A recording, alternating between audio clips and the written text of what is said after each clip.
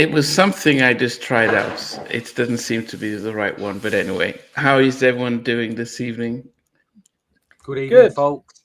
good. It's good evening. Good As, as, evening. I, as I just said to you guys, I've double booked tonight, and if I wasn't here, and I am happy to be here. But if I wasn't here, I'd be watching Paris Saint-Germain getting beaten by Tottenham, who is my team. So, but it's all good. It's all good. Oh goodness, it is a rarity to, but I'm actually happy for Spurs because you know it's charity season, and I think it's good that PSG are not anyway. I'm not going to be as good as they were last season, but anyway, Doesn't Stevie, look how are like. you doing? Yeah, it's Wednesday evening. Feeling yeah, we've got a good Wednesday night edition to get into. Before we start though, to all the fellas in the chat this evening, we've got no a day lane because over the weekend it all got a bit crazy in the chat. There was all these guys getting excited and fighting one another. So hopefully none of that tonight. And you can see this cupboard here. I can always take out all the CDs and I can lock her away in here, so you won't have to fight over her. So What happened? So hopefully none of that tonight. I'll lock her away, never to be seen again. Okay. So keep yourselves in check tonight, guys. Thank you, please. Until next time. Okay. Yes. Oh, okay. So we've got hey, hi guys. As you come in, Tazgirl and Oscar Fravor and Shikil. Right and Hype is still my jam, and I still play it in my car. Wow. Okay. So, what did you guys think of Abstract and the and this their debut self-titled debut album?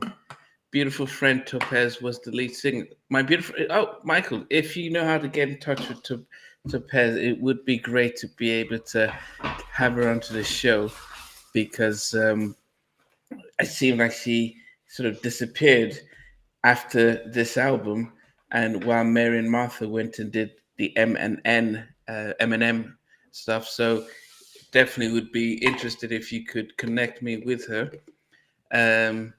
But anyway, as you guys come in, definitely give us Abstract with better vocalists on the Bobby album, and they did a lot of background vocals for.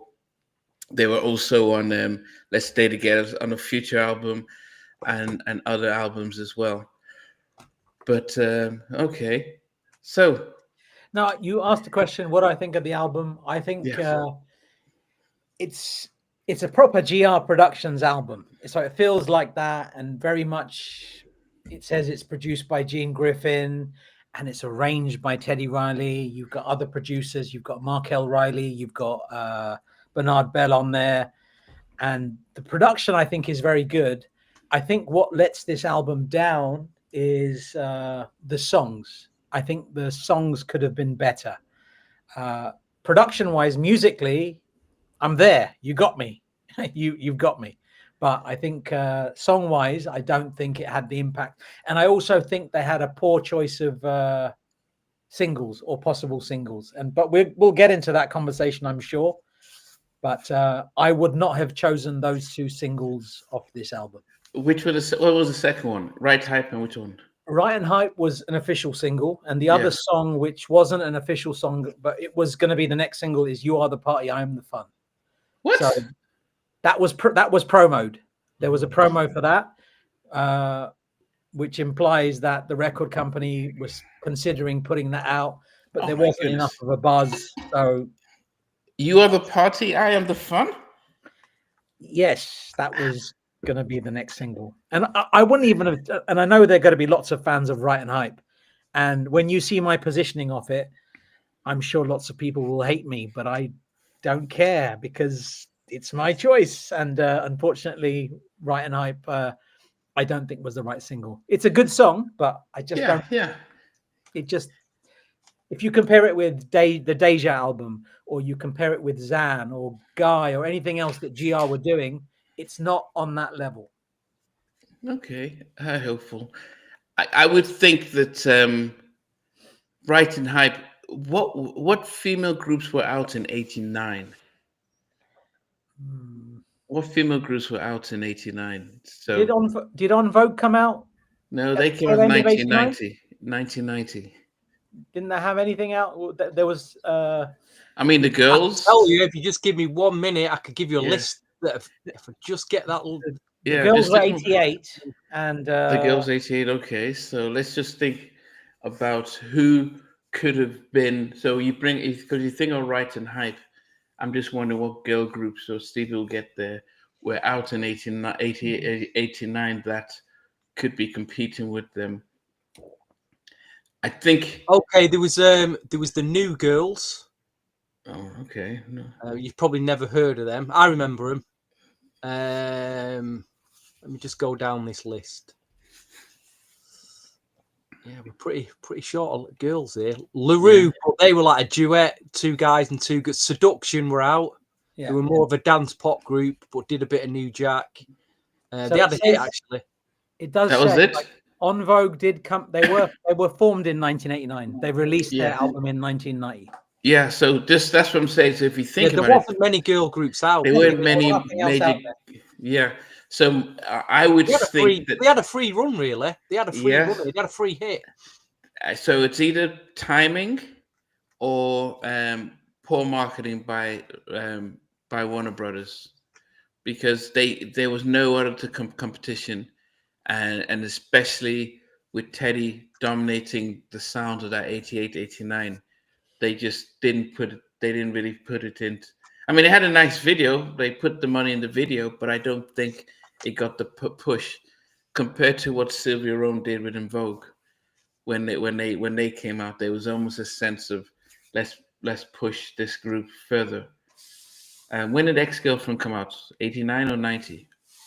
Yeah, that was it's 2 years. 91, that I think. 91. 2 years later. Yeah. So it's either timing or just lack of promotional vision.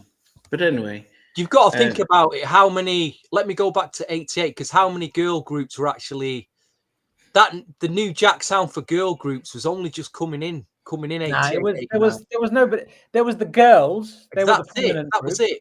and Abstract. On Vogue hit in 1990, as you said, and who else was there? There was nobody that. I mean, this in 1988 there was Sweet Sensation, but they were like freestyle R&B. There was a group called Obsession that didn't quite make it. Let me go down this list. No, and as obscure as Abstract are, these groups that you're mentioning are even more obscure. Exactly. Yeah. So they were kind of, in a way, they were probably 2 years ahead of the time. If this album had been released, say, towards the end of 1990 to 91 with stronger singles, then I think it might have been a different matter. I mean, I agree with 95% of what you said there, VJ, about the songs. I totally agree. I think it does lack. I think the production's there, but the songs, some of the songs are quite a bit generic, repetitive. I've got no issues with Right and Hype as a single. In fact, I think that's one of the best mastered and mixed tracks actually on the album. But the one after it, not a chance, mate. I don't know what you're doing with that. Well, they only promoted it, didn't they? They didn't officially release it. Yeah, it wasn't. They could have gone with something else, far stronger on the album. There are six, and Right and Hype doesn't come into that. In my opinion, there are 6 solid songs on here. Right and Hype, solid, VJ. Come on. No, the remix Very is outrageous. I love the remix, but I never listened to the album version. It's not much different. All we got was an extended mix, really. I think it had a little bit. I was listening to the album today, and in terms of mix and mastering, that one is spot on.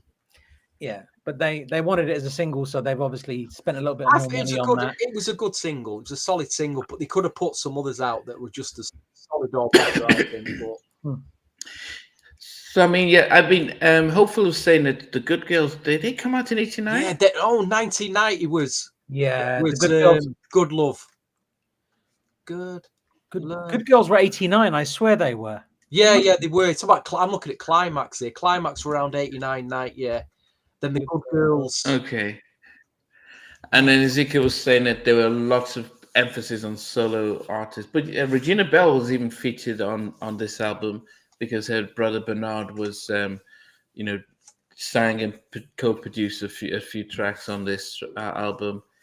But yeah, I mean, they had everything, but I just think it's A&R and labels, how they push and market, and maybe it had to be with Gene. Maybe it had to do with Gene Griffin and how he rubbed people the wrong way. I just remembered a part of the interview with Grady Harrell, and he said that they wanted Teddy to do a track on his album, but Gene Griffin was quoting 100,000 for one song. 150 grand. 150 grand. Yeah, about 150 grand. Which artist? So this was Grady Harrell. Oh, okay. And so he said a few years later, he met up with Teddy. He says, Teddy, man, we really wanted to work with you, but that budget of 150, and Teddy almost fell out of his seat. He said he was getting $5,000 or so a track. He had no idea what was being, so I think Gene really rubbed. I don't think there'll be any Dangerous album if GR Production didn't fold. It's just how bad Gene was. He rubbed people the wrong way, and I think when you think of how these albums didn't blow up, it may have something to do with the people thinking, it's just not worth the effort to deal with him, and they just probably dropped it. Really, we need one of these girls to tell the story of what actually happened, what was going on back then, and why it didn't. I mean, these girls had two bites of the cherry, two different labels, because obviously years later they formed Eminem, and that didn't do much either, did it? Yeah. Yes, because there was more singles, but they had two bites of the cherry, and unfortunately, it didn't happen for them, which is a shame. It's very talented. Emily's mentioned a cassette single that she has. It might be this one. Wow. Right, it's nice. It's lovely, but in this little triangle, reading the credits is fantastic. I'll tell you what I do. I don't think I've got it on vinyl, so I need a vinyl copy of this album, which I don't think it's hard to find. Does it? More. Does it say who was their lead singer throughout, or does it say who sang lead on each track? No, when you have not on the cassette. I've got the cassette here. I have the CD and the vinyl as well, but I don't think it says it on any of them. Okay. It does tell you who's backing vocalists, who's written the songs, and who's produced. Yeah, and the production and all of the tracks are arranged by Teddy Jam Riley, and this is interesting because only during the GR production era it was Teddy Jam Riley, and I love that. Do you think Markel Riley did production on this album, VJ? 100%.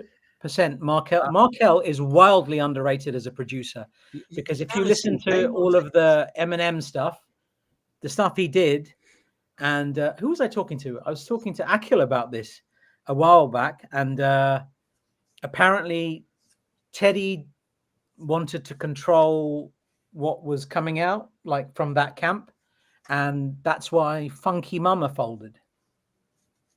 Wow. Funky Mama Productions, which was Markel Riley's production company around 92, 93. Because I think that would have been incredible. Because if you remember all the stuff that Markel Riley was doing at the time, Eminem, what else did he do?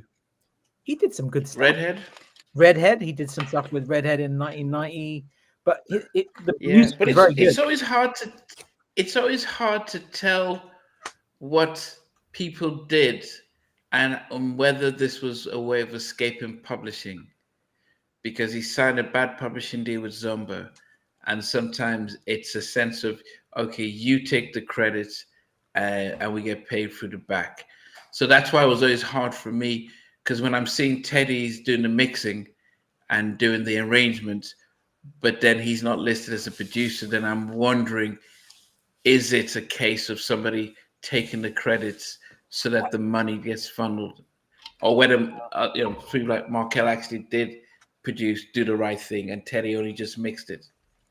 I think there's probably an element of that. There has to be, because when I see Gene Griffin, I think it's produced by Teddy Riley. No, So no, no. maybe these are produced No, by. Maybe you're thinking like, you know, if it says Gene Griffin and Markel Riley, maybe it's Teddy and Markel that produced it. I don't know. You know, in all them interviews, Yeah. Teddy's done, and these are the questions. If you ever get to interview Teddy Namde, the questions he has not been asked is this period here, the GR production. I tried to ask him, and all he said was, "It was all me." I said, he did say it's that. not a case, was it all you? I wanted to know what you was doing on certain things, on the Zan, on the Abstract, on the Daisy. Yeah. No one's really asked him about that period, the Billy Davis. It's like a lost period. But you should ask him like track by track, album by album. Like keep it brief, but like ask him all those questions. Yeah. So Abstract would be one, Yeah. as you said, Zan. Anybody else like that? Like, yeah, my prerogative is. Yeah, I mean, everyone does go straight to Michael Jackson. Well, that's and it. I'm It's like, Bobby Brown, Michael then, Jackson, and No Diggity. They're the standard. That's the standard Teddy Riley interview now. But I always remember Sprague Doogie, and not just him, but Speck, when they talk about their times during the GR production, they said they'll just be sitting in the studio watching Teddy just constantly turning out music. So these are people who have the who are watching and just seeing him just turning out the music. So, and when I interviewed Dimitri Ship, and he said that he thought he knew how to produce until he just saw Teddy just create beats from scratch, and he then realized, okay, there are levels to what a producer can do. Okay, Hopeful says, found the cassette of the Good Girls. All for Your Love was 89 for sure. The ink on the cassette is fake. How do you guys still keep these tapes from 89? Unless you are doing an episode of In Search of New Jack Swing with with Stevie Street. It's hard to imagine how you keep the tracks with all these CDs and these songs and stuff. Okay, so let us go through it. So my thing is, I did love this. I love their vocals. I love their harmonies. It's a pity that we didn't get a sort of a breakdown as to who was singing and stuff like that. But Topaz just kind of left after this, and we never heard of her. But we did, you know, Mary and Marsha, they had, apart from the Eminent, but they were doing a lot. They moved with Teddy, did a lot of the background vocals of all their stuff. And Mary Brown later became, you know, a songwriter, Grammy Award songwriter. So she continued doing her songwriting as well. But I thought that they, you know, they had some amazing backing. They just knew how to bring those background harmonies better than anyone that you can imagine. Yeah, Good Girls and it's hard to imagine Climax being a girl group. They felt like a band, so I never really. Climax feels a bit different as well, because Climax were around a lot longer, and they were out well before this. I mean, they had the Jam and Lewis period. They had the period before Jam and Lewis. Then they had this period. They worked with everybody. Climax were an interesting group, right? And they were properly established by then, anyway. Yeah, very. Yeah. Okay, so Stevie, do you want to start with what makes number 10 for you? Yeah, sure. There's only really one track that I don't like on this album. That's not bad for 10 tracks. And obviously, it's going to be at number 10, and that was the proposed second single that was only promoed, and that is "You Are the Party, I Am the Fun." Just didn't. Okay. You're no fun, Stevie. You're no fun. No fun. It just didn't kind of work for me. That. I must admit, I do remember that drum loop on the track was used on a lot of other tracks at the time. Yeah, on Guy. Was the one that comes dun dun dun dun dun dun dun. There's a heavy drum. It's a very hip hop drum loop, but I was never really into it. And I don't know. Yeah, but then there's a part with that. It was something on the Guy album. I'm trying to remember if it was. Yeah, it's one of the rap tracks. Is it Got to Be a Leader? Yeah, maybe it's Got to Be a Leader. Yeah. That's what I was listening. Yeah, running, the drum thing that's running through, but I just didn't work for me at all. But can I ask you, at the time, how heavily were you into hip hop? Well, I was buying hip hop. I was buying it. I was buying my Public Gotta be Enemy, later. my So BDP. Public Enemy was different. Public Enemy was like a socially conscious, like Yeah, we all wanted to be. I don't know. Public Enemy felt different, man.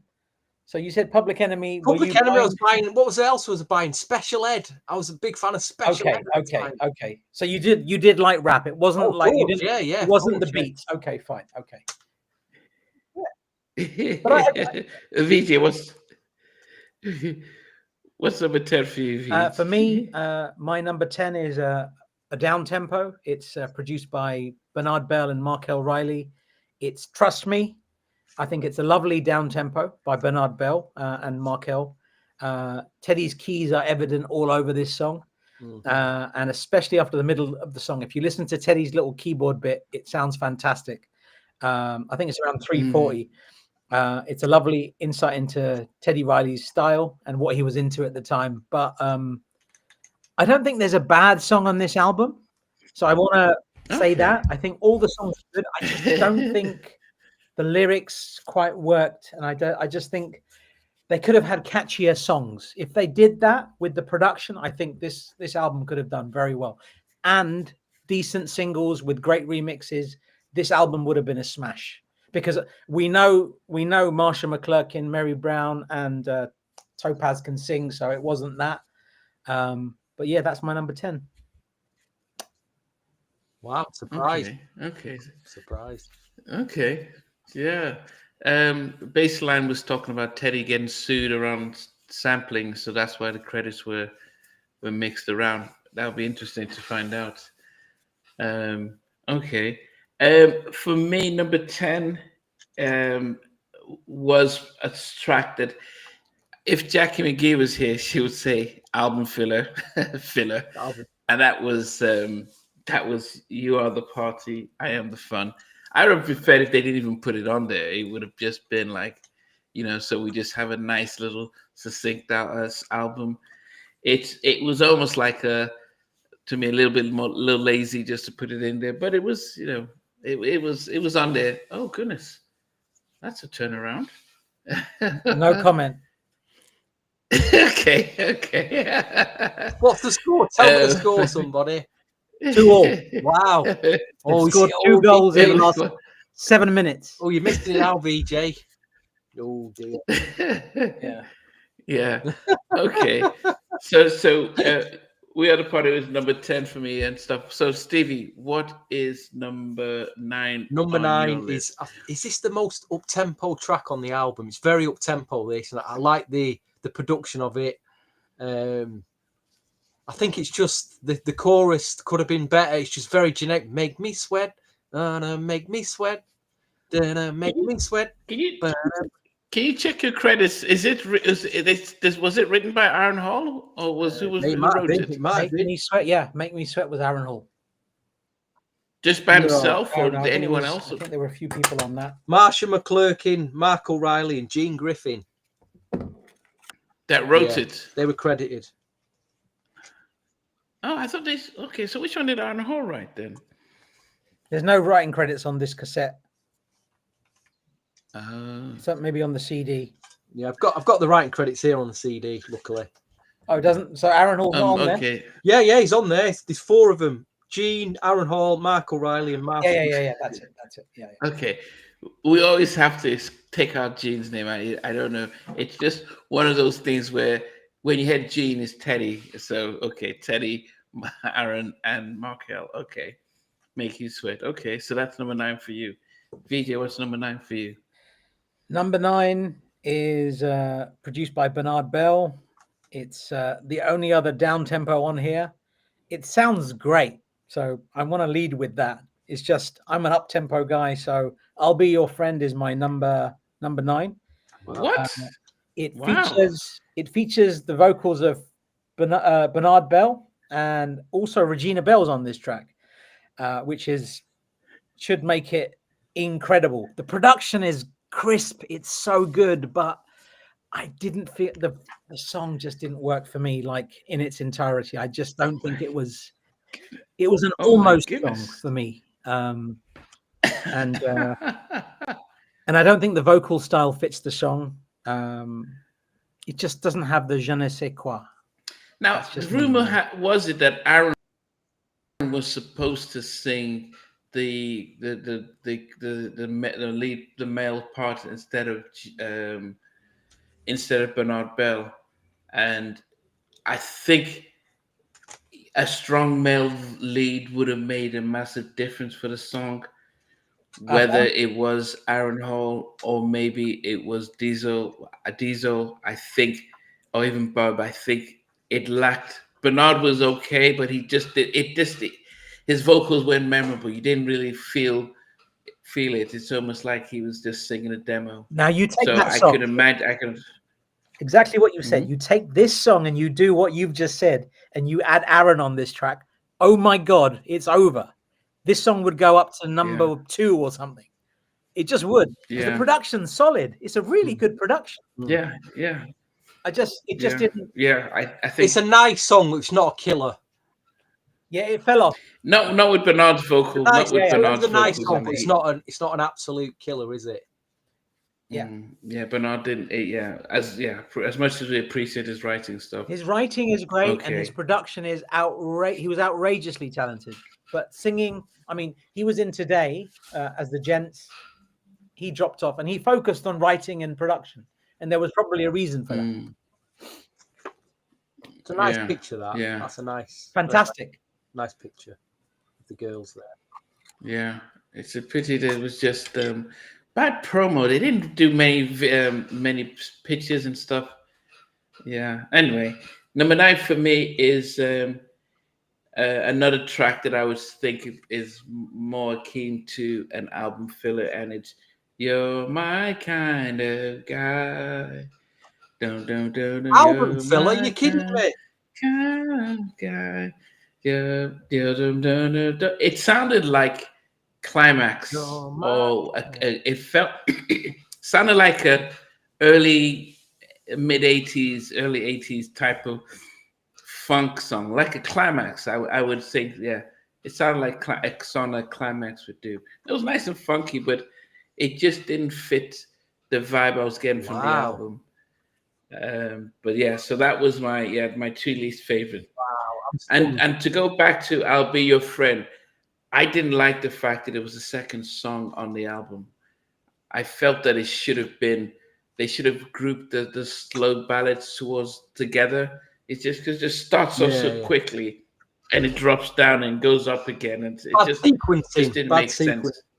Yeah, it was like, well, why would they just mix it around like that? Yeah. Okay. What's number 8 for you guys?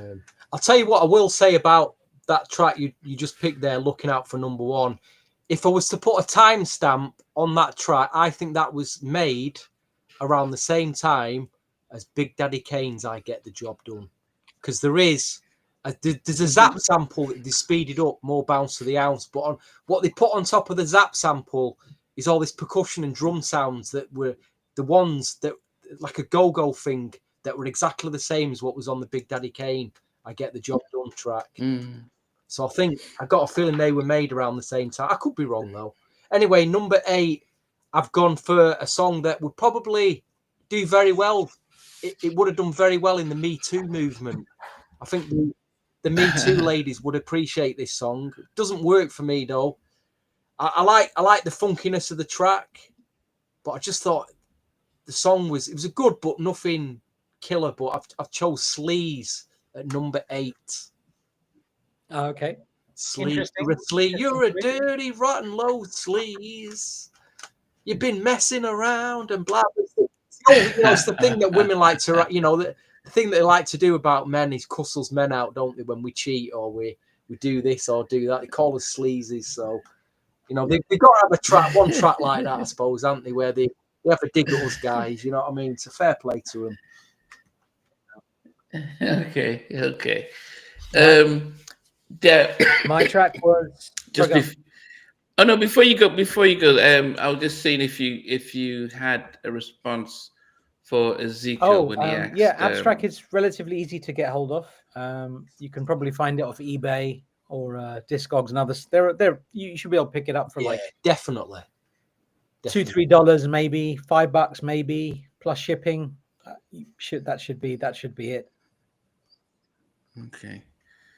And Tone was saying that Tone thought that they were better backing singers than they were uh, lead singers. I mean, they did amazing background stuff for the Bobby album and for Blackstreet and all that stuff, but I don't know if that was if I would just limit them there.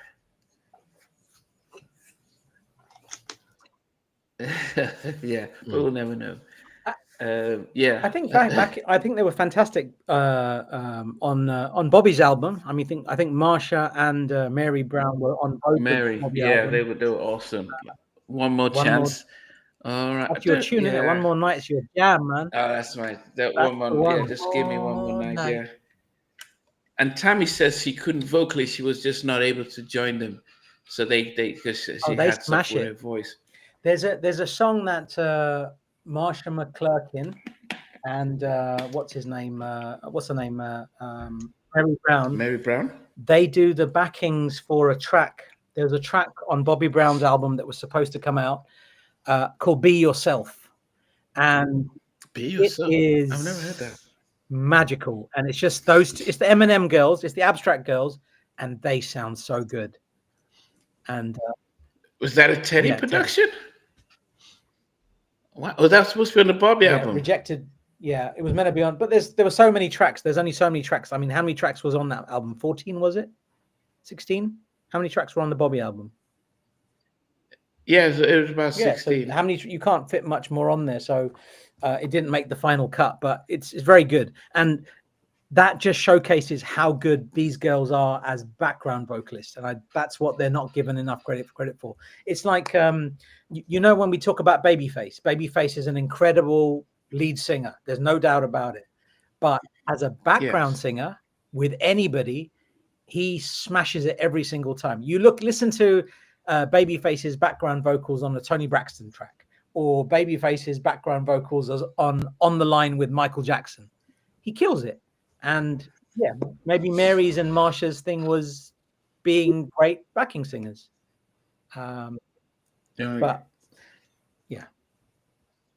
They're harmony. No, well, thanks very much for that. Okay. No, I didn't. Yeah, I knew that they were great with background songs, but well, it is a fault for you, VJ. If you had to pick one album, either Abstract or the Eminem album, to take away with you on holiday for a week, which would you take and which would you leave behind? That's a tough one. No, that's an odd question, and I tell you why. Because a part of my brain leans towards the GR style of production, that early Teddy sound, that stuff, that early New Jack, the clattery sound of New Jack Swing. But the more polished version on Eminem, it really, really works. I don't think there's one bad song on the Eminem album. It's a good album. That. And as a result, I'd have to take that album. It's just perfect. I listen to every single song on that album. There's not all the songs are great, the production's great, the vocals, the writing, everything just works on that album. It's a good album. That solid. Yeah, that's my choice. What about you guys? I prefer the Abstract to the Eminem because I've listened to it and as I said, it could be my Teddy bias, and that tends to overrule. I rule my heart over my head, so it's probably so. But I will give it another listen. But I don't think I remember too many songs off of that Eminem album compared to Abstract. But as I said, it could be heart ruling my head. Yes. Yeah.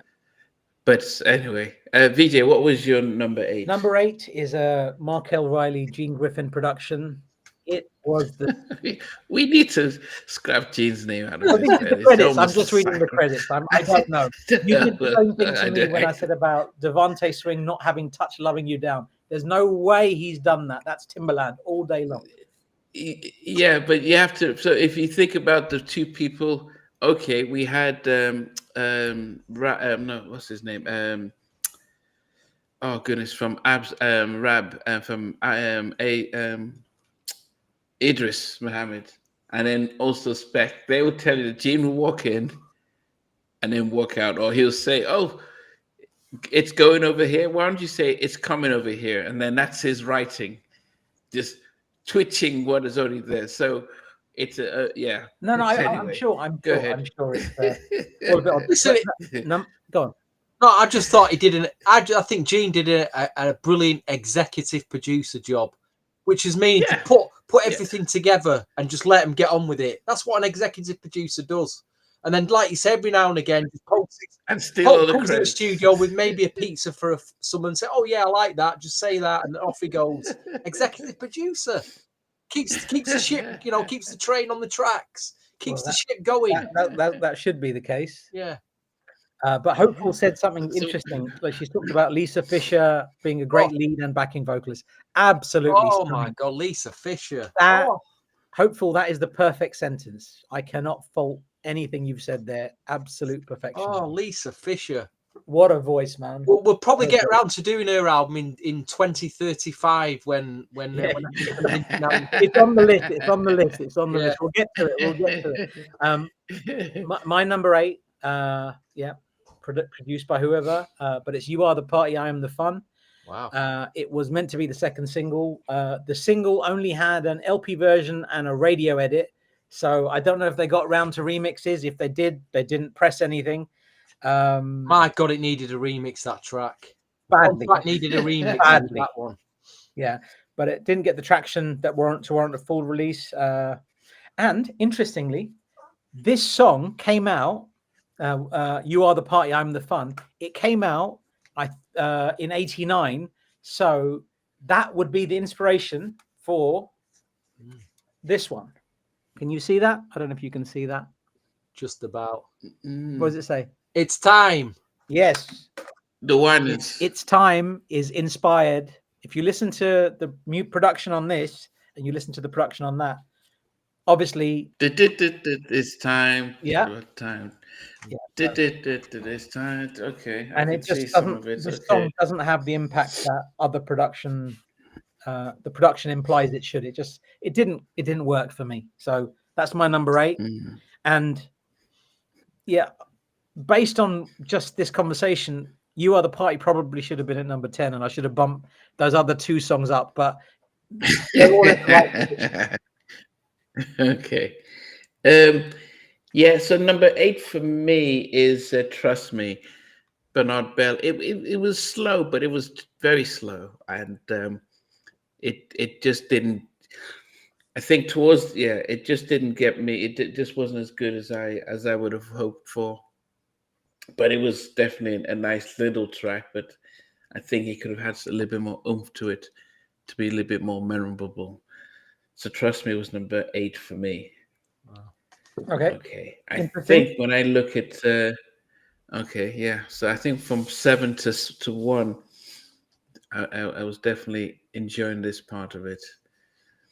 Stevie, number 7 for you. Yeah, we're getting to the ballads for me. I do actually like that the ballads that I hear on, say, the Mind album, the Zan, the Slot, and on this, I do like the production ballad sound. If you just take away the vocals in the song, the melodic ballad, the melodic feel to them, I love the keyboards and on all of them things. Even on the Deja album as well.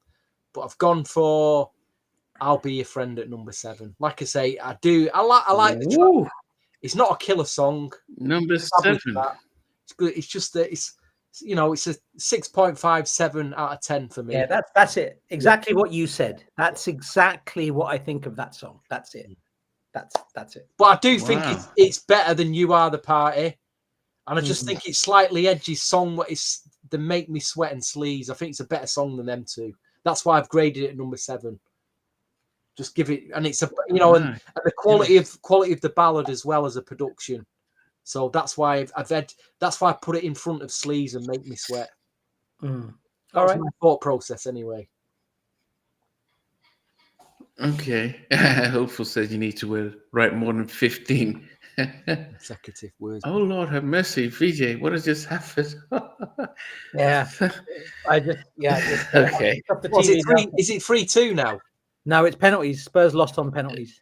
Wow. Yeah. Gutted. Yeah, it's all right.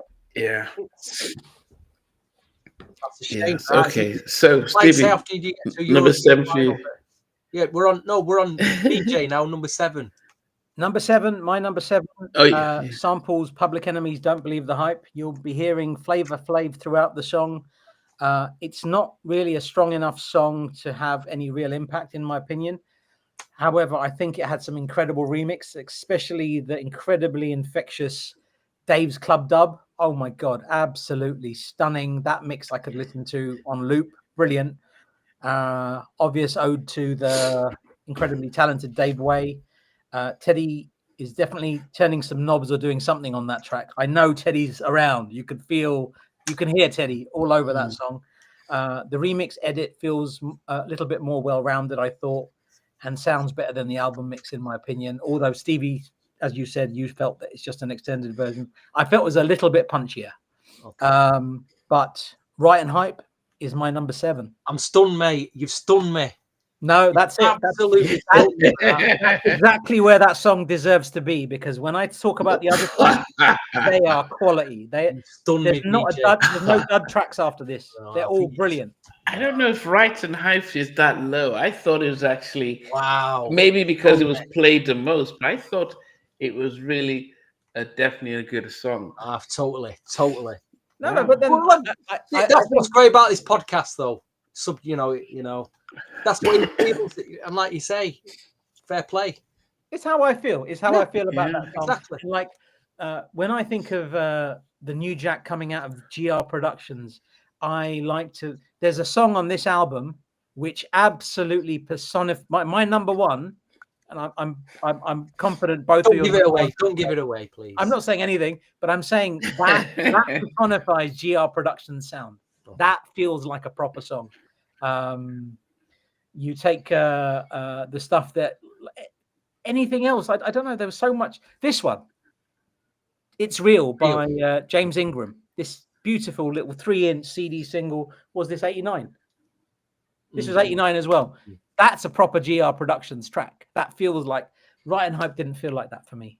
I just And I know I like the way it rises and it glides up. Like I love that, the way the melody in the background, it all rises up. Really like that. I don't know. Yeah, I better tell Hopeful. It's I did watch a little bit of the game, but it's I have to just explain that a little. My team is seldom in a final of anything. So when they're in a final, I double booked today. I think you came a little bit later, but I double booked today. So it's actually a good thing I didn't watch it because we lost. So it's all right. But, and we're just waiting. We're just waiting for your chairman to get the pennies out and send us some big money over. He might give you some money. He might give you some for a winger, for a right Wilson. Will he do it? Will he be persuaded? I think we may do that. Okay. Number 7 for you. So number 7 for number 7 for me is Make You Sweat. We're gonna make you sweat. I thought it had its moments and stuff like that. Nice and funky and stuff. But number 7 for me. I didn't mind it. But I had 6 songs that I preferred better than that. So Make You Sweat. That's why I wanted to see who did the writing on that. It says Aaron Hall. Yeah. Okay. So top 6. This is definitely some fun parts of it here. Trust me, made number 6. I think out the 2 ballads, I think this was slightly stronger. I think there's a bit of instrumentation near the end that I liked as well. But I'll be honest, them 2, I don't play them a lot. I really don't. You know, they're not the go-to tracks on this CD when I play it. So, but like I say, they're still a bit stronger than Sleaze and Make Me Sweat and You Are the Party. So, I mean, for me, my top 5 is strong. They're my strongest. Definitely, I always play them tracks, but these are the 5. Sorry? What's your number 6? Trust Me. The ballad. Oh, okay, good. Okay, fair enough. Yeah, it's if it's a game of 2 halves, then we've had the first half, and it's we've had the B team on. The B team's played now. We'll get the A team out for the second half to win the game. To win the game. Yeah. Helpful says let's rename TR production to GR to TR. Definitely, it definitely should have been. It should have But been. I would say I mean, Gene may have been whatever he was, but there's a lot of things that wouldn't have happened if it wasn't for Gene Griffin. Gene Griffin was, I'm not saying he did everything right, but he made some connections and he put Teddy in the right rooms. He put him in the right rooms. So would we have had New Jack Swing the way we did? And the development of it, if Gene Griffin wasn't around, I don't know. Highly unlikely. You never know. But... We would have had it. We've got to give the guys respect, really. Give him no credit. Timmy Gatlin and Teddy together would have been bigger than anyone, because Timmy is writing. Because what Teddy doesn't write, so Timmy would write. Teddy's producing. And then Aaron would do some writing as well. So they would have look at what Timmy did after they broke up. So just imagine all of that stuff, all that creativity. Timmy thought GR production was Gatlin Riley production. That would have been, and he could have helped manage them, but he broke things off for himself. And Teddy was just producing stuff, and then moving on to the next. Yeah. I've listened to too many people. Then say Gene was out the pit, guy signed to MCA. We've say they were already signed to Uptown. Everything was already set. It's just that what would have happened to Guy then? What do you think would have happened? They would have blown up. The second single would have been After Groove Me instead of Merry Go Round of Love. Because Gene. No, I think it would have been far better without Gene. The only people think that they've credited him for was he was into fashion, and that's what Damon and Timmy have all said. Even Carell have all said it. Stylistically, he brought a lot of fashion, but outside of that, he just ruined a generation. Wow. And if I had not listened to, and I encourage anyone to listen to that amazing podcast. Is it New Jack? I can't remember what it's called. Jacked.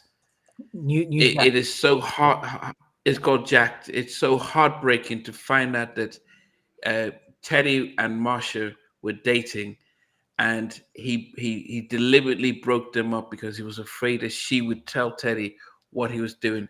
And he had Teddy sleeping around with other people and leave her. So I discredit him because I think he destroyed, and his legacy is one of thuggery and thievery.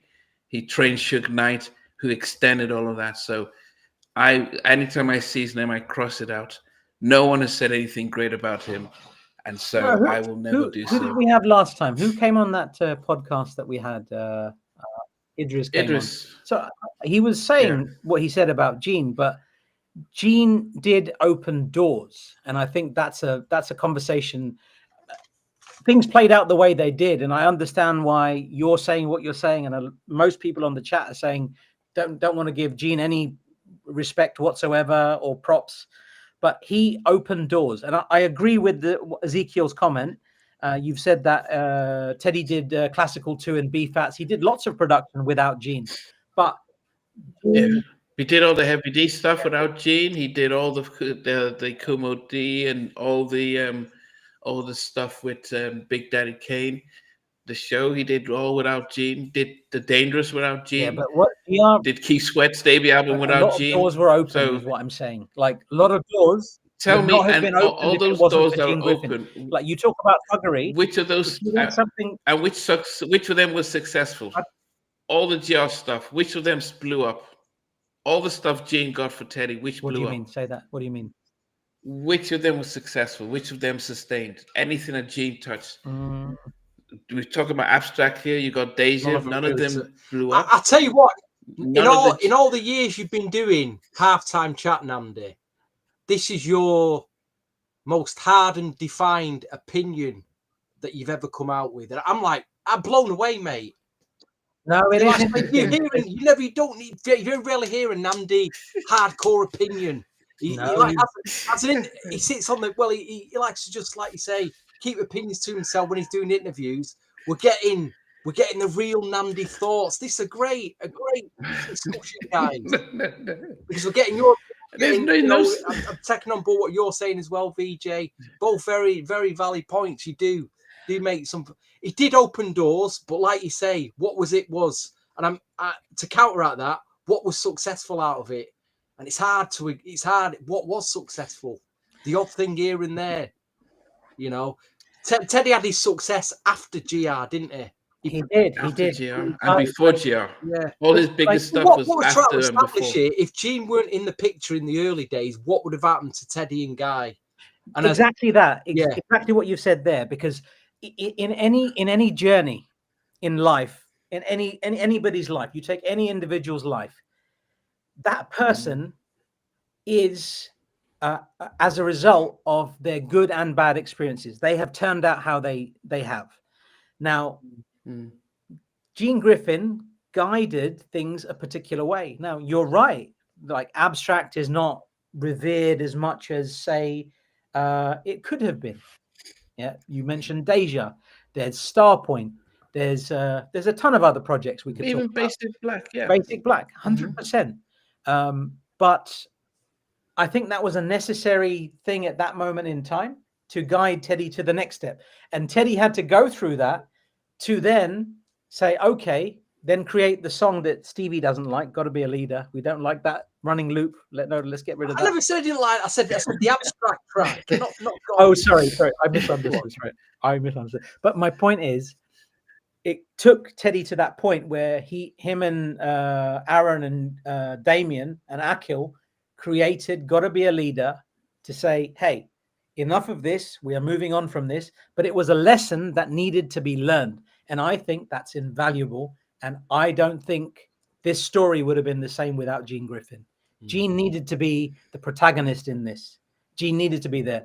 And when we get a chance to interview Akil and Markel, we should definitely bring up the Gene Griffin side of the conversation, because I had he's passed away now, but Akil's cousin, a guy called Big Al, Alan Davidson, he used to talk about Gene, like some very interesting stories about Gene and the good things that Gene did.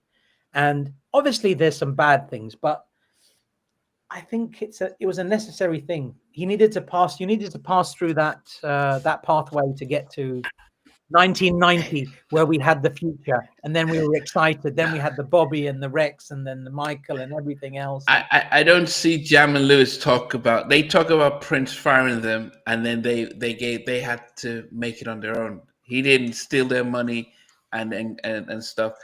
LA and Babyface talk about Solar Records and Dick Griffey, being hard on them, but not to the point that Jam. They left scarred. It's only Teddy that would come in that $25 million worth of income was stolen from him, and that hardened him. He lost his trust in relationships and everything. I mean, Gene scarred Teddy, and there's no good came out of him being around. Wow. As I said, anytime I see his name on any credits, I'm impressed with Namdi's hardcore opinions being. No, that's great. No, that's great. Whether you agree with it or not, he's going in. These conversations. You need to have a conversation just like this, because Namdi, I understand why you've said everything you've said. I cannot fault your logic for saying what you've said, not one iota. But from my experience, every individual has to go through crap to become tougher, to become a little bit stronger. All of us have had some, there's been some situations where we feel hard done by. Those experiences make us stronger. And without those experiences, we would be weaker.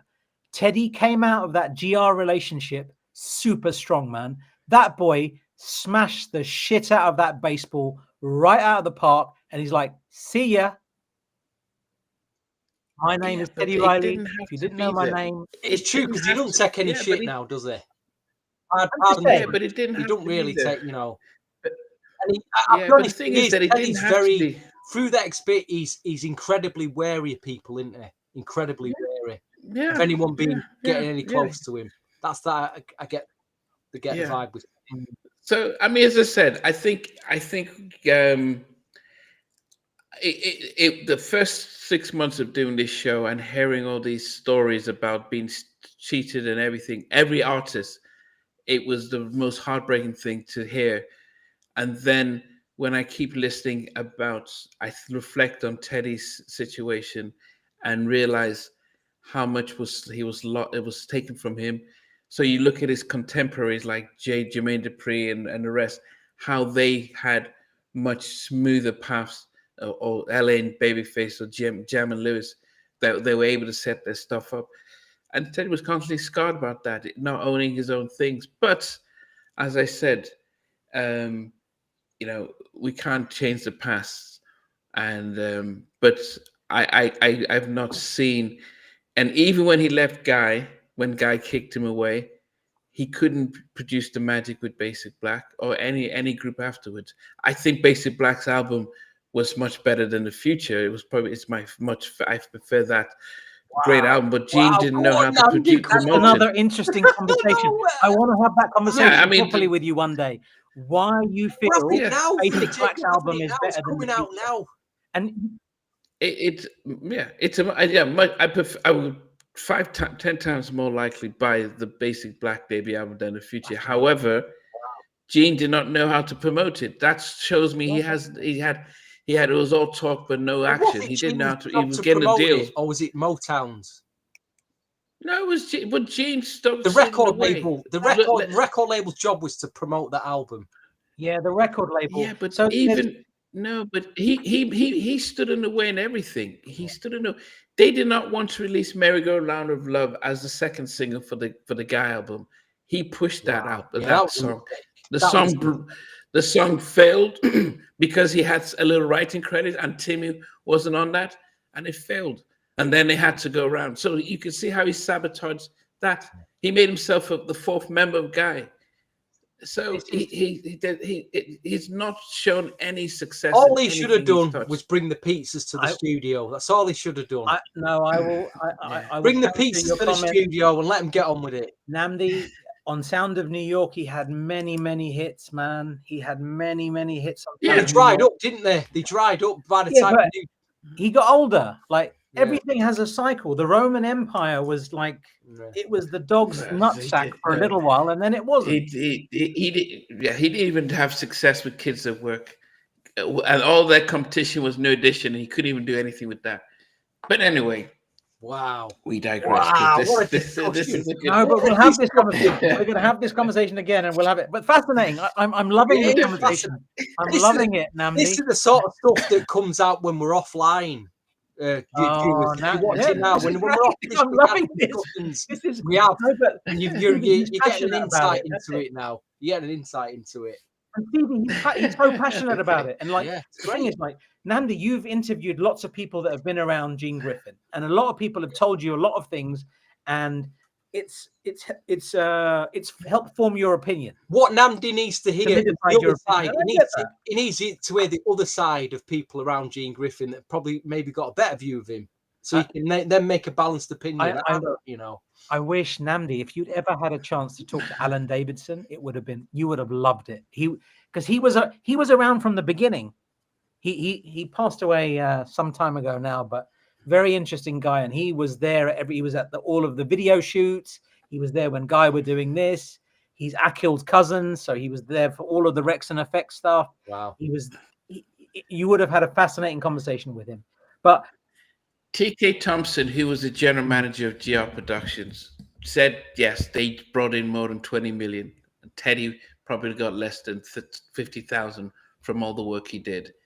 He says that Gene was a drug dealer, and even when he was still at GR Productions, how he got arrested at Kids at Work was because he was trying to get, still running his business. And he got arrested.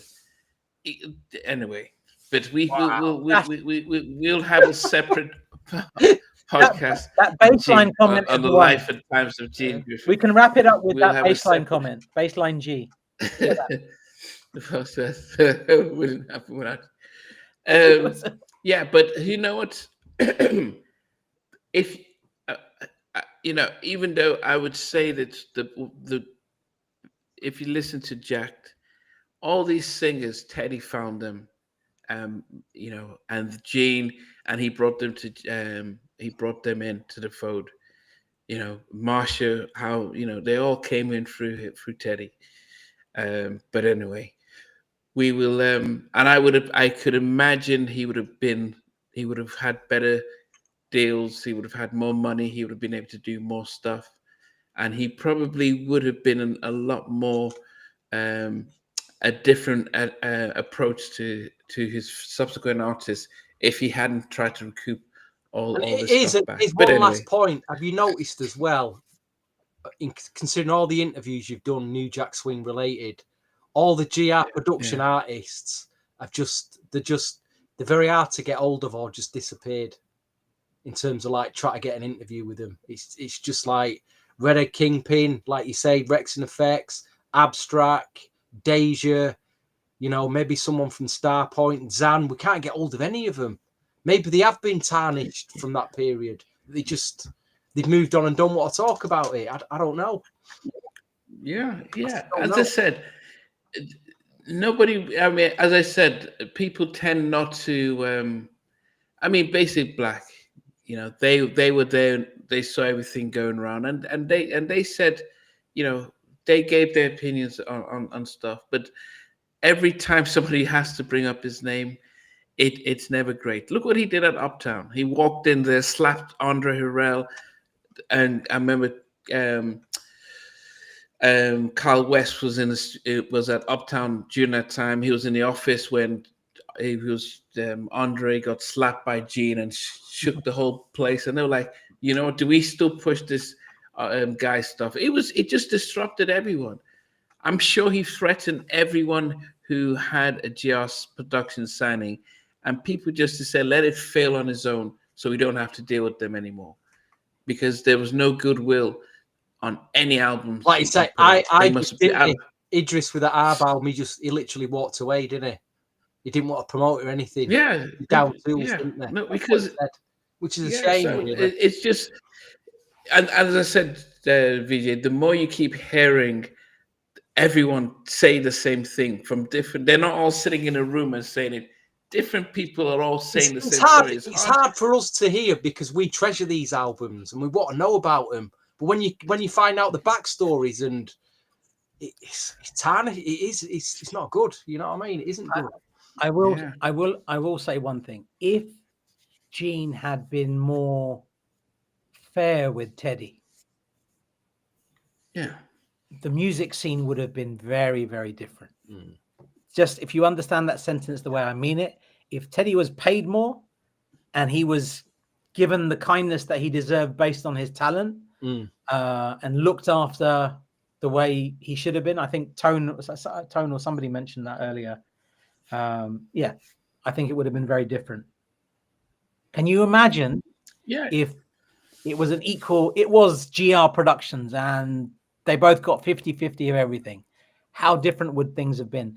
But then would Teddy have been as hungry as he was? Because when he came with The Future and Rex and Effect and Bobby and Michael, that boy was hungry. Yeah. When Dangerous hit, all of us were like, holy shit, what the hell is going on? What is this album? I cannot believe what I'm hearing right now because it's so good.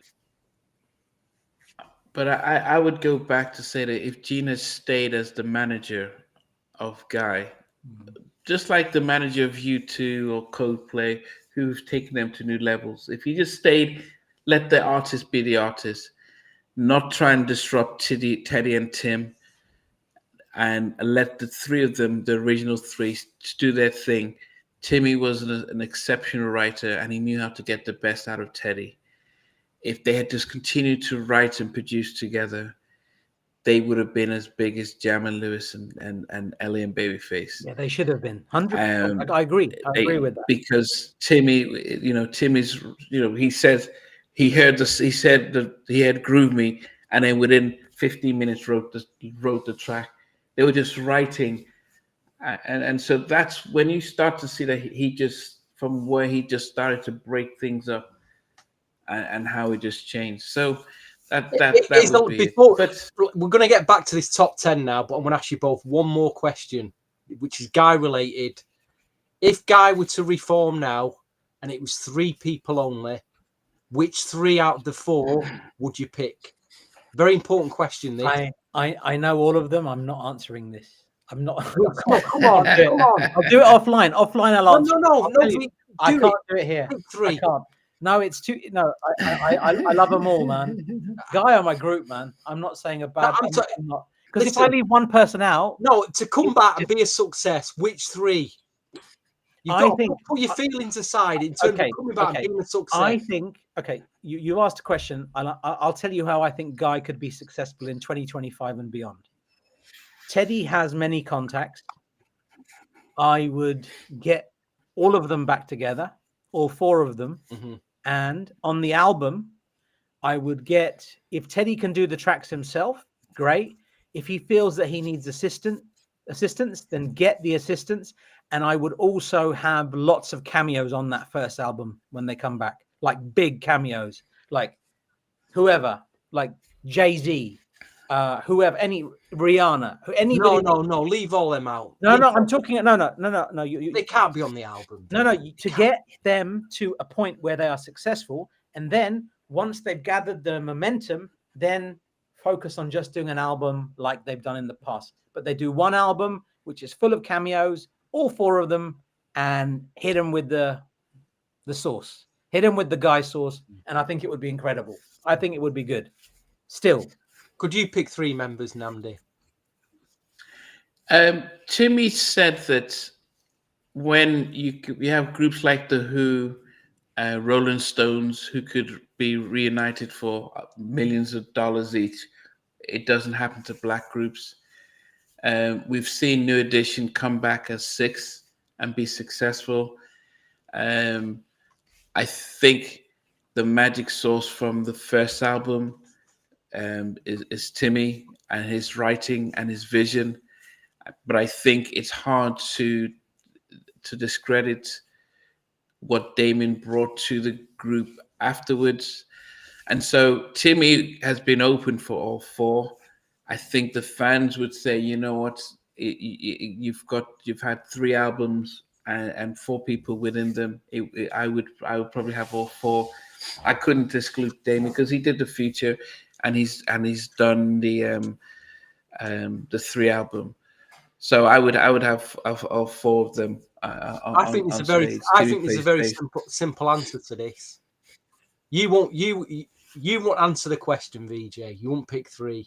Nope. You won't answer it. So I'm going to have to answer it for all of you out there. The 3 members you pick are Timmy Gatlin for the songs and the groove. You pick Teddy Riley for the production and the New Jack Swing. And thirdly, very controversially, you pick the one man who's holding Guy together, who's out there performing, who has got his head together. There's no ego there, who won't disrupt the group, who will carry the group forward. Let Aaron Hall, let him sail off into the sunset. Let's have them 3 members. That's an interesting list. It is controversial, very controversial. Let's have them 3 members because I think they'll carry it, and I think Damien deserves his moment in the spotlight. Aaron's had it; he's had it back then, and vocally, I'm only what I'm hearing recently, and he's the voice isn't there. He could get it back. I'm not saying he's gone, but it's not there. But I would like to see Damien get all the shine now because he's always been on the back seat. He's always been on the back seat. I think he can be a lead singer of a group. Yeah, I think Damien's voice is still backing him up with songs and vocals. I think let's try that, and I think it'd be a winning formula. So there you go. That's my controversial choice. I think that's a fair assessment. And I think if Aaron did come back, and like if there was a combination with all 4 of them, then Aaron would need a vocal coach. 100%. He needs to work on that voice, and I think he can get it right, and I think he can be stronger, but he needs a good vocal coach. And I tell you, to all the viewers who are watching this, and there'll be people, I'm guaranteed there'll be people from the New Jack music community watching this. You get what you're hearing tonight is a very raw, uncensored podcast. This is as hardcore as it gets from us. You're hearing things here tonight that we talk about offline.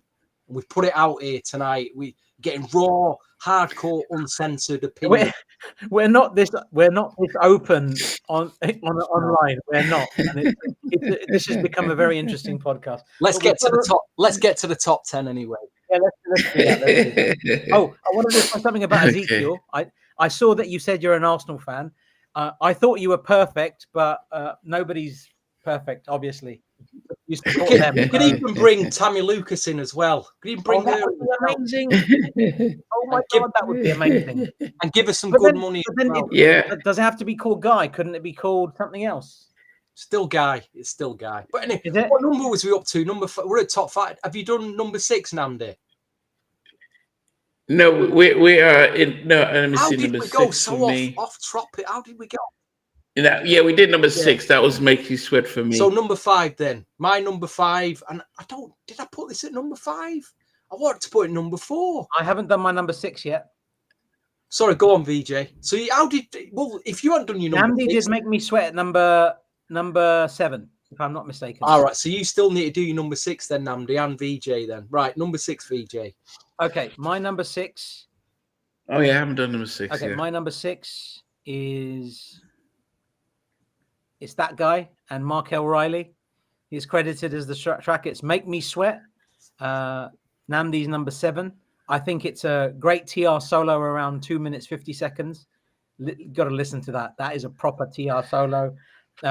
Written by Aaron, Markel, Marsha McClurkin, and Gene, according to the credits. Song is brilliant, and I think this would have been a really good, strong contender for a single. Can you imagine the remixes to that? Which track have you picked, VJ? Make Me Sweat. Wow, fair enough. Yeah, I think there would have been some amazing mixes of that. Can you imagine? Yeah, going nuts on that, man. A TR club a dub, rubber dub mix. Yeah, club a bonus beats. It would have been freaking amazing. Extended club version. Oh, dearie me. Okay. At number 6 for me, I really love this production here. I love the funkiness of this. It does remind me of elements of the Future album, but it's strategy. Yeah. Yeah. So that was These were some of my Then 1 to 6 were really. You do know that's a cover version, don't you, Namdi? That's a remake. Yeah, but I think it's now. Remake. I haven't heard the original. I haven't heard the original. Was it Archie Bell and the Drells? Archie Bell and the Strategy. Yeah, it was them, one of the Philly guys. I haven't played it in years. That. Yeah, sorry. But I did love the production on that one. Yeah. Okay, top 5. Oh, top 5. I don't know if I want to move from number 5 to number 4. Did I really put that in? Because I really like this track. You've got my top 10, and did you get my top 10, VJ? I do. I have it. Yeah. I can't change it. I can't change it then. Right, number 5 should have been number 4. Listen, man, say what you want to say right now. You're here now, so just say what you need to say, and the last list will be what it will be, man. Just say what you want to say, man. All right, then I'm going to put looking out for number 1 at number 5. Looking out for number 1. I'm looking out for number 1. That would have made a good single as well. Yes, it would have made a fantastic single. Can you imagine that as a single? That would have been a great single. I'm with you on that. Okay, number 5. VJ, what's number 5 for you? Number 5. Can I just read the top bit of Topaz's credits? What she said. You know when they say thank yous in the. Yeah, go ahead. So Topaz says this, right? She thanks God, and then she says she'd like to thank Gene Griffin and Teddy Riley for making all this possible. My loyalty lies with you forever. And I find that fascinating. It's like, yeah. She said, "No, can you read it?" She said to who? Both of them. Says Gene Griffin and Teddy Riley for making all this possible. My loyalties lie with you forever. How mad is that's crazy? That's a lot of love, and that's a lot to say in a sentence, man. Well, are you, as you would say, that this is who can say that she wrote it? No, she must have written her thank yous. Come on, man. We don't even see any credits on there, any meaningful credits. This is but there were no meaningful credits on Guy's first album. The Guy album. Yeah, on the Guy album. I don't know what the hell's going on there. Like, if you were basing off the credits, you're like, huh? I don't know. Yeah. My number 5 is it says it's produced just by Gene Griffin. So when it says that, I'm assuming it's produced by Teddy Riley. And my number 5 is Strategy. Wow. I think this song is fantastic, man.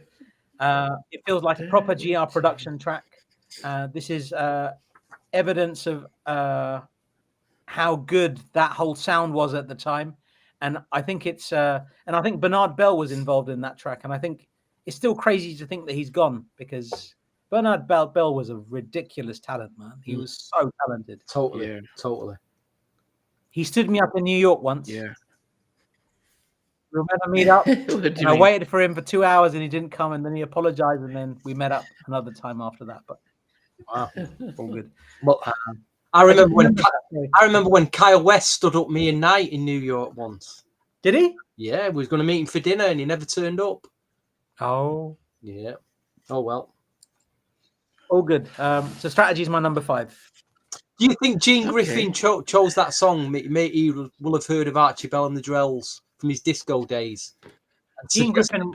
He would have suggested that song. One thing Gene Griffin wasn't, and that was stupid. He was not stupid. He knew his music, he knew his business, and he knew how he wanted to conduct it. Right or wrong, he had a plan, and he would have probably known that song.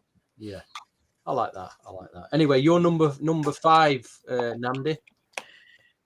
Yeah. Number 5 for me is "I'll Be Your Friend." Likes that one.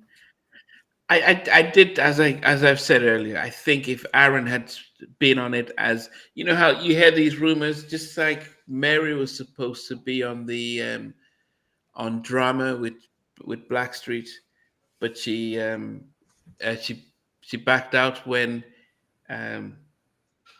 Teddy didn't produce her track, and so she told Jimmy Iovine, remove my vocals from the Blackstreet stuff.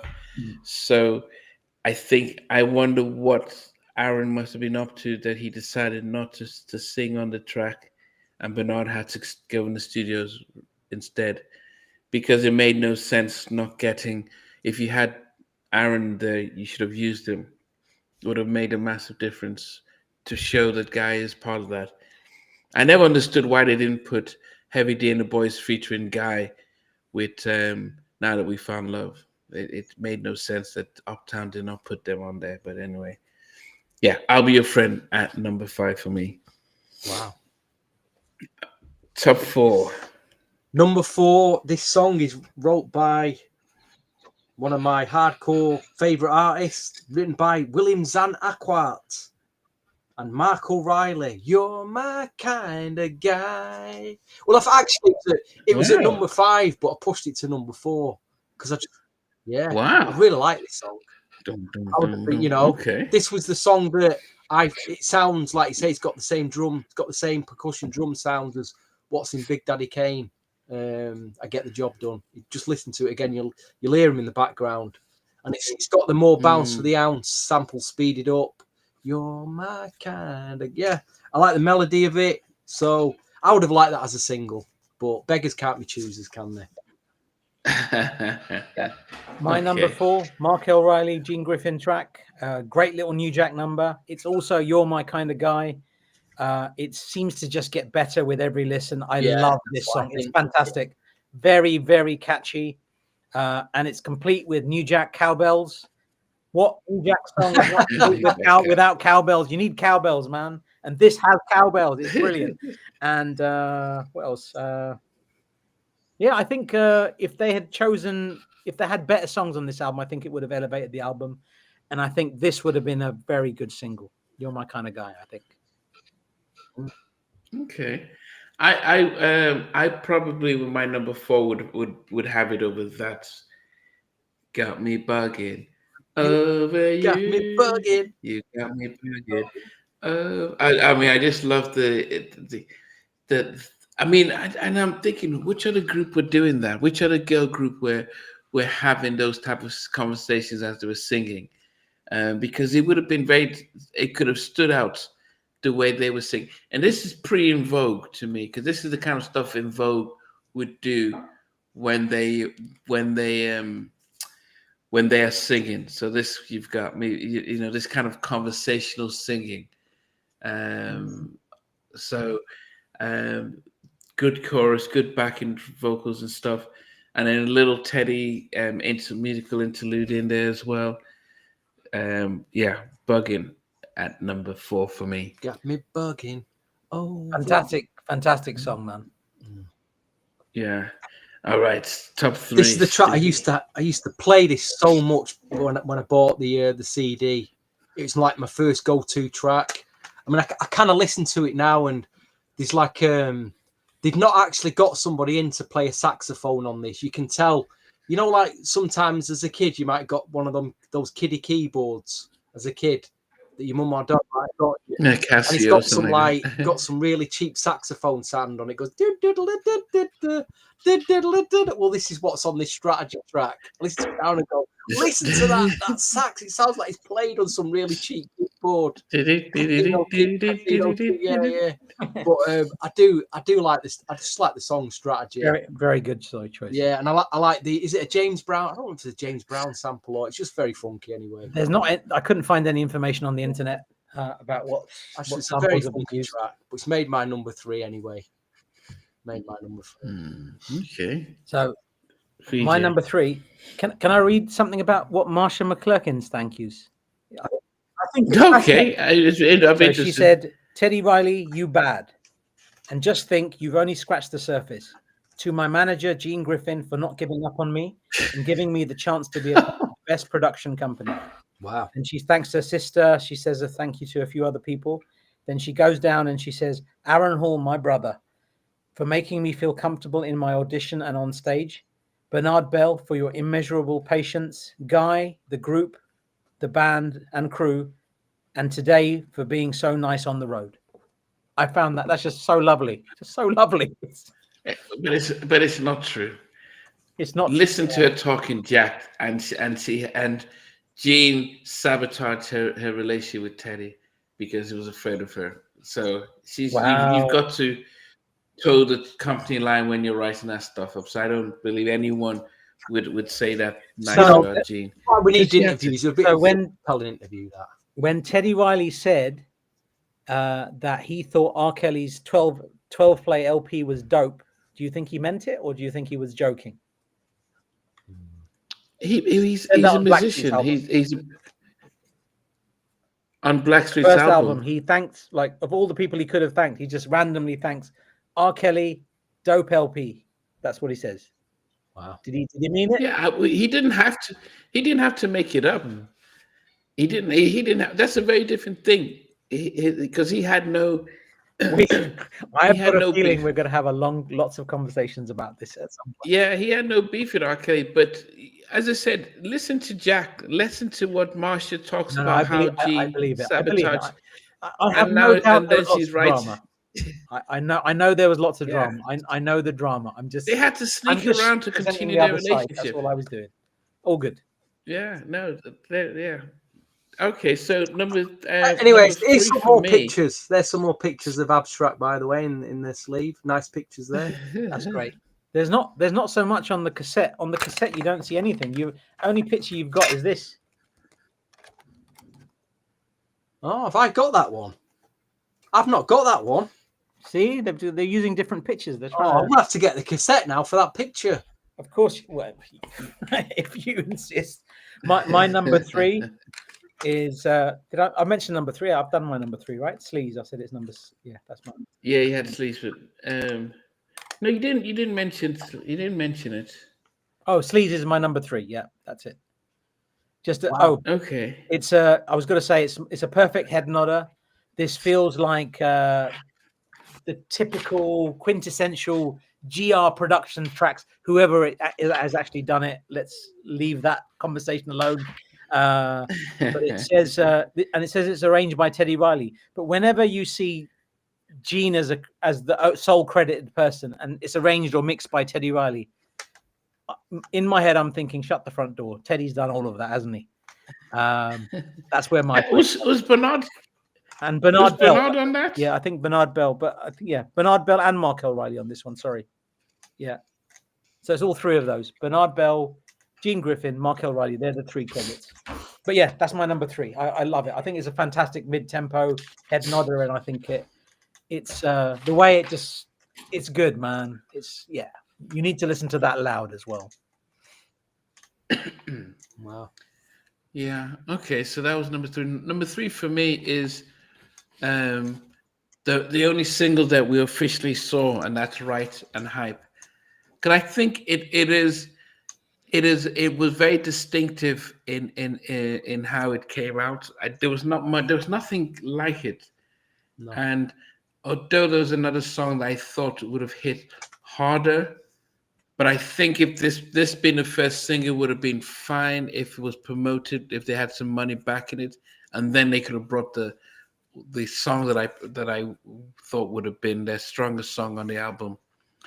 But Right and Hype, I didn't hear it on it at the time, and a few people saw the video and heard it, but it just didn't get the airplay. Did it have any remixes? Yeah, it did. There's a fantastic Dave's Crazy Dub. Oh my god, it's so good. And there's an extended mix, I think, remix edit as well. And what else is there? Yeah, I think there's 5 mixes on there on the single. But not a massive improvement from the original. I think Dave's Crazy Dub is a very big improvement on the original. I think it's fantastic. Yeah, it's a good. If I could include Dave's Crazy Dub, that would make my top 3 probably. It's fantastic. It's so good. That Crazy, it's just so good. Okay. Yeah. So Rise and Hype is number 3 for me. All right, Stevie, number 2. My lasting memories of my number 2 are going in Expansion Records. I think it had been 1990. I'm trying to think when the Whispers released their album on Capitol, the More of the Night album. Was it More of the Night album? And I had enough money for a CD, which was $15.99 in my pocket. So the Whispers CD was there, and the vinyl, the Whispers vinyl was there for £10. The CD's $15.99. And I just looked underneath, there was a box on the floor, and the boxes on the floor always had New Jack Swing 12s in them. And I happened to pull out an Abstrac 12 for £4. And I thought, what am I going to do? Do I get the Whispers CD, or do I get the Whispers LP and this Abstrac 12, which would cost me £14 in total? So I ended up leaving the shop with the Whispers album for £10. I was crying because the Whispers CD had bonus tracks on it. It did have bonus tracks. I was going to ask you that. I was crying, but I had this Abstrac 12 with Dave Way's Club of Dub mix on it. So in a way, I was very happy. You know what I mean?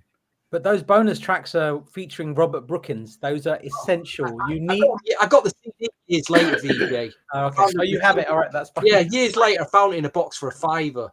But it took me years to get that CD before the internet. But anyway, that was when I found the Abstrac 12. I was like, whoa, this Abstrac 12. GR production. Right and Hype has made my number 2. Could have easily made number 1. But, you know, it's just, I love that record. Fantastic. I love that record, you know. I think it deserves to be in my top 3. So number 2 could have been number 1. But I'm going to put it at number 2. Yeah, okay. My number 2 is credited as Gene Griffin and Markel Riley. It's Looking Out for number 1. I think it's got an epic New Jack intro. It just, the way this song builds up, it's brilliant. And Yeah, I think everything's been said about this song already that we wouldn't want to talk about, but that's my number 2.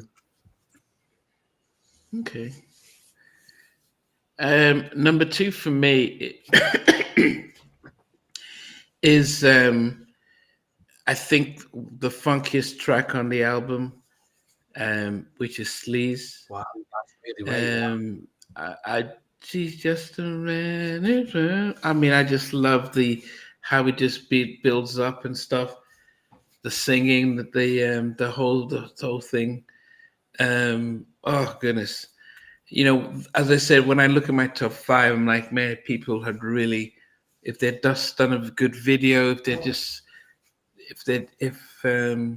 Benny Benito was the A&R on this, was the executive on this album, and I don't know, executive producer. I don't know why he couldn't really push this album, but yeah, Sleaze is number 2 for me. Wow. I think it's a great choice. I've got no issues with that. Makes so much sense to me, dude. That makes total sense to me. Wow. You guys rate that pretty highly. Yeah, I love the track. Yeah. So we're down to so let's go from 10 down to number 1, Stevie. Let's just shout a few people in the chat tonight. DJ all day is making me laugh. Tony Carell sounds like a gangster there. Aziki's in here. Hopeful still with us. If I'm not, that's all I can see on the messages. Anyway, number 10, You Are the Party, I Am the Fun. Number 9, Make Me Sweat. Number 8, Sleaze. I said it, number 8. Number 7, I'll Be Your Friend. Number 6, Trust Me. Number 5, You're My Kind of Guy. Number 4, Looking Out for Number 1. Number 3, Strategy. Number 2, Right and Hype. And before I tell you about my number 1, I was in HMV on Monday, going through the vinyl racks, and I pulls out Keith Sweat's 1996 album has been reissued on some special coloured vinyl. And it's £40. And I was just so mad to buy it. And I put it back. And there's only one copy in there. I don't want to go back and get it. £40. Or should I just go on Discogs and get one for £1, an original pressing for £1.99? These are the dilemmas you have as a collector, aren't they, VJ? But it's that £40 is a lot for that album. Man. Is it a triple album? No, it's just a single. But they've done the sleeve. There's a new sleeve and everything with a sticker. So they're charging £40 for a single piece of plastic. Yeah, man. No, thank you. I don't. Do you know how many carrots you can buy with £40? Wow, a lot. What am I going to do with carrots? Give them to the donkeys. Carrots are good for you, man. They're good for your eyes, bro. So anyway, my number 1, it's the best. It's by far the best track on this album. You got me bugging over you. You got me bugging over you. It's easily the best track on this album. It may even, I'm thinking, could it be a contender to get in this weekend's top girl group tracks? It could be a contender. It's that good. You got me bugging over. Yeah, I could sing that all day. That's easily my number. If you could sing on if I didn't know the song, I would have thought you were singing something else. You got me bugging over. Even the vocal. Who's the lead vocal on that? It's different from anything else on the album. You got a lead vocal on it, and just very original song. Just stood out to me that as a. And then they're harmonizing, so we're taking pre and vogue. Yeah, number 10. 10 down number to 10, 1. Trust Me. Number 9, I'll Be Your Friend. Number 8, You Are the Party, I Am the Fun. Number 7 is Right and Hype. Number 6, Make Me Sweat. Number 5 is Strategy. Number 4, You're My Kind of Guy. Number 3, Sleaze. Number 2, Looking Out for Number 1. And I am in complete agreement with Stevie. Bugging Over You is absolutely perfection. This should definitely have been a single. It's definitely written by Zan, and it feels like a proper New Jack Swing track. If this was a single, I think the remixes would have been killer, and it would have been as good as anything at the time. Can you imagine Teddy being given free reign? Here, make some clubber dubs and some remixes for this, and Can you imagine the sealed import 12 coming in with the sticker on it with all the mixes? Oh my god! Gosh, Bugging Over You, absolutely brilliant song, and it's the only song that I could put at number one. And it's even the so promotional CD single, which we'd be paying $200 for 30 years later, because we just wouldn't have seen it at the time. Yeah, we would have been like, "What's this?" You're like, "Oh, this is a bargain. It's only $200." Yeah. Yeah. Or there'd be a bidding war on eBay between 5 crazy European collectors to all try to get a copy of it. Yeah, exactly. Yeah, okay. So that's you both had the same number one. The Red Golden Child. It's Mary Brown who wrote No for Destiny's Child, and yes. Okay, so number 10 for me was You Are the Party, I Am the Fun. Number 9 was You're My Kind of Guy. Number 8 was Trust Me. Number 7 is Making Me Sweat. Number 6 was Strategy. Number 5 was I'll Be Your Friend. Number 4 was Bugging Over You. Number 3 is Right and Hype. Number 2 is Sleaze. And number 1 is the song that I thought was the biggest, the record on the album. It is in the same vein as Just Got Paid, and it is Looking for Number One.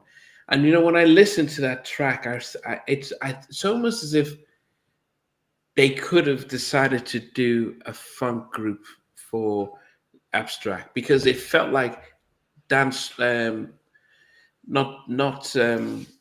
not house, but it felt up. It felt like, you know, let's just give dance music. It felt like a dance. If they had come up with marketed them as a dance group, just like CNC Music Factory stuff, and Looking for Number One was that sort of an energetic type of stuff, because it just has that Just Got Paid, done that type of energetic stuff. I just thought it was just so exciting. So it's a pity that I thought this would have been their first single. I thought that could have been their first single. It would have been a great single, man. And like, it made my number 2, so we're close. I mean, it made my number 4, and then I put it back to number 5. So we're close.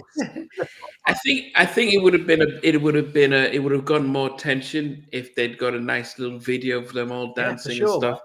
But looking for, and then I think it was just the type of Just Got Paid, that sort of exciting thing. So that was my number 1, and I really love the song as well.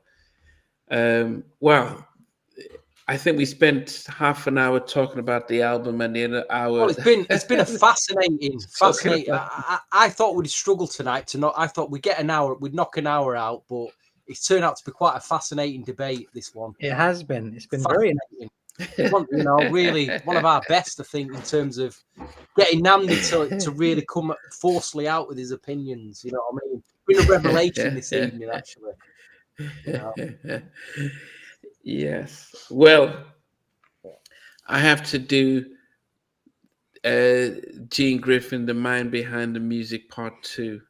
I've got a few more interviews that have just come up of people who have not so nice things to say about him. So I'm gathering all my material.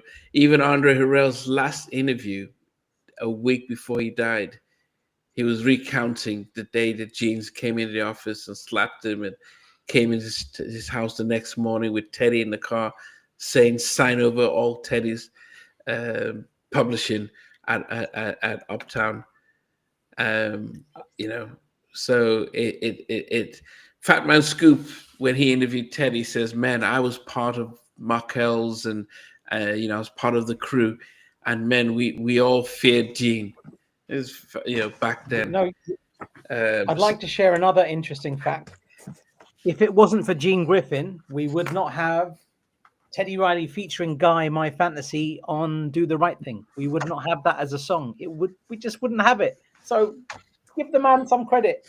Like, no, give him some credit. I'd love to hear. Who wrote that song You anyway? wouldn't have heard it. It Who wouldn't wrote have come My Fantasy? Because remember that was a Guy song on Motown Records, and the rules were that you couldn't have Guy release it on Uptown. They couldn't release it on Motown because Guy were on Uptown MCA, then MCA, and Gene convinced Andre to allow it to happen. It wouldn't have happened otherwise. That would have been a song we would never ever even have known. So did he do it? Did he do what's that, Vanilla Eye? Did he dangle him over the edge, or like he did to Vanilla Eye, dangle him over the edge and say, "You're Maybe. gonna do it. Let us do this track on Motown. Otherwise, I'm gonna dangle. I'm gonna let you. I'm gonna throw you over this building." He only came into the office and slapped him up and came with a gun the next day at his apartment. Andre will tell you the story himself. People like Carl West, who was in the office when it happened. Jimmy Jenkins, who when he comes on live, cooks, will tell you the same thing. That man, the Gene Griffin's wife. What that would be an amazing interview if we could get her on. Gene Griffin's wife. Yeah, I would have nothing positive to say about that. I was surprised even when, but she's a lovely lady. She's a lovely lady. He recorded his segment for the documentary, then says, "No, take it off because I'll be lying." You know, so yeah. Before we wrap up, I do have a list, one more list to read out. If that's okay. Go ahead. So this is a list from everybody that submitted a list. Shout outs to everybody that submitted them. I'll leave it at that. Just easier. Number 10 was "You Are the Party, I Am the Fun." No surprise there. It's exactly where it needs to be, I think. Number 9 was "Sleaze." Number 8 was "Trust Me." Number 7 was "I'll Be Your Friend." Number 6 was "Strategy." Number 5 was "Looking Out for Number 1." Number 4 was "You're My Kind of Guy." Number 3 was "Make Me Sweat." Number 2, not surprising, "Right and Hype." And number 1, "Bugging Over You." I win again. I've done it again. I've done it again. It's a great. It's a great video. Yeah. I mean, definitely it was "Bugging Over You." I mean, I love the. Yeah, I mean, definitely, I've I'd smash that in a karaoke now. I'd smash that one. That's the one for you, isn't it? Yeah. So guys, I don't know if we haven't set a date. So Deja's album is next in the GR production series, and I think Starpoint will be the last of the. Oh no, we haven't even done Rex and Effect, but we'll figure it all out now. We'll let you guys know, but hopefully you guys would join us this Sunday as we count down our top 10 favorite R&B female groups.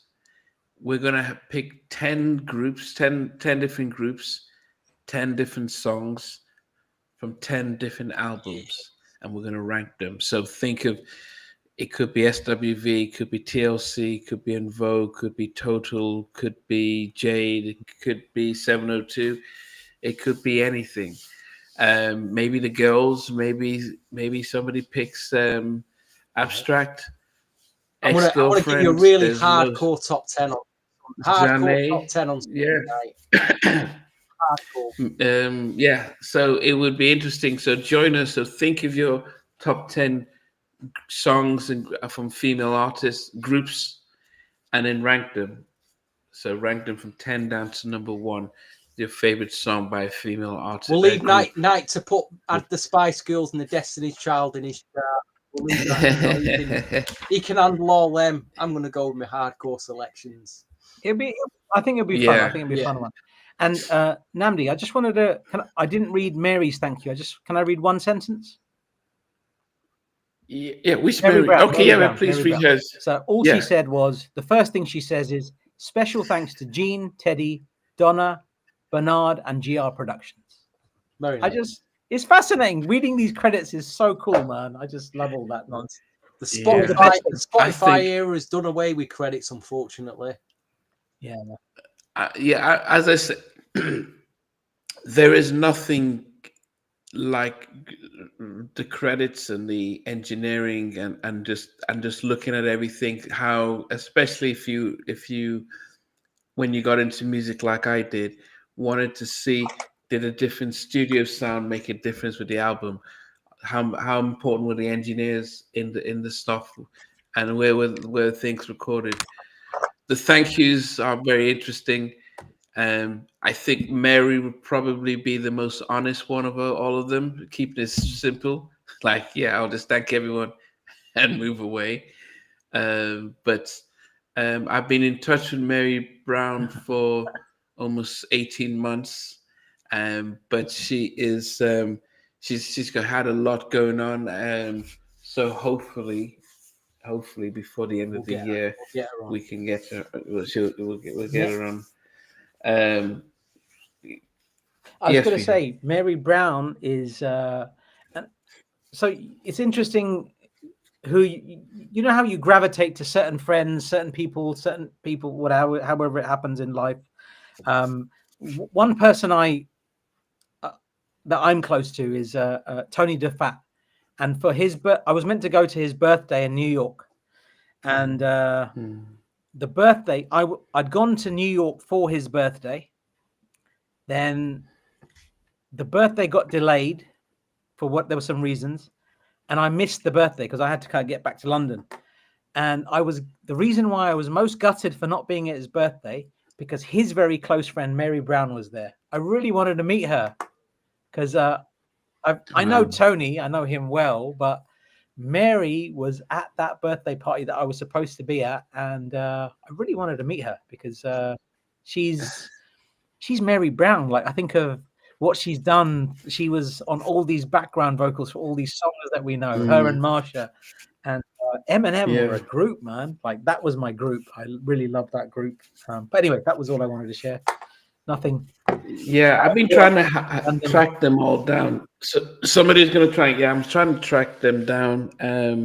Marsha and everyone. And yes, Ezekiel mentioned that when Teddy did a interview on the BBC One Extra, he spoke about how Marsha gave him her credit card because he had no money.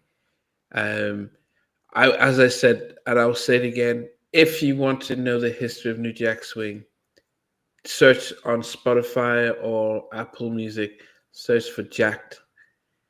It's a 5-part series around the history of New Jack Swing, from Teddy and Timmy, the whole signing contracts and how Gene just, everything's on there. Hey, come on! But history's on this halftime chat as well.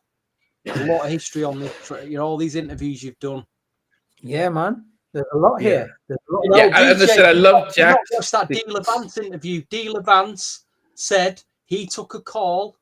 He might have been from Gene or someone else to be a member of Guy when Timmy left. Dealer Vance was asked. Really? Yep. I keep telling Namdi, go back to that interview and put that out as a reel, because Guy fans would love to hear that. That's so interesting, man. That's like he has to be in Guy. He really flew out to New York from the West Coast to do it. No, I'm that if we wouldn't have interviewed, I've been trying to get an interview him for years, for 2 decades, and he comes out with that gem. So it was well worth it. We could have had Dealer Vance, Aaron Hall, and Teddy. That could have been Guy. So all proceeds for this show tonight will go to the Gene Griffin Foundation. Because I'm sure he'll get credit for being part of this interview tonight. And so the second person said about Timmy Regisford. Griffin. Yeah, I've tried to reach out to Timmy. I think he does disc DJing and stuff right now. I've tried to reach out to him, but I've not. Timmy would be fantastic. Yeah, that'd be a great interview. Because he did the Kids at Work stuff, and he's been around for a long time. So I've tried to reach out to him, but I'm only sharing this next sentence to get a smile. You know who else you should interview who was around all of those guys at the time? Gail Sky King. Great edit. The Edit King. I'll just leave it at that. This inside joke. Only Yeah, that's it. That's all I had to say. Okay. Sky Okay, King, guys. Gale Well, Sky King. Yeah, the edit. So the edit we'll man. see you guys on. So we'll see you guys on Sunday. Get your list down, your female groups, and but thanks, Stevie and VJ. Thanks for the debate. Thanks for the Thank you. discussion. Thanks for Mr. Gene Griffin for your hard See work. you all on Sunday night. Please join us on Sunday night for more shenanigans. See you Sunday. Lovely to Take see you care, guys. Thanks. Hey guys, thanks for watching. Thanks for being a part of Halftime Chat. Please remember to subscribe, share, and comment. But most importantly, why don't you become a member of Halftime Chat? We've got amazing videos, amazing perks, and being able to support the channel. But anyway, thanks for watching. Take care. I never participated in that category. And somewhere in between us for even loving us, on which I did miss you with. What was it like growing up? She's still making an impact on 4 houses down. I have a couple of pieces. trying to get this one and that one. That works for you, but just for me, No, okay, okay. They don't understand what Joseph Boyd winning.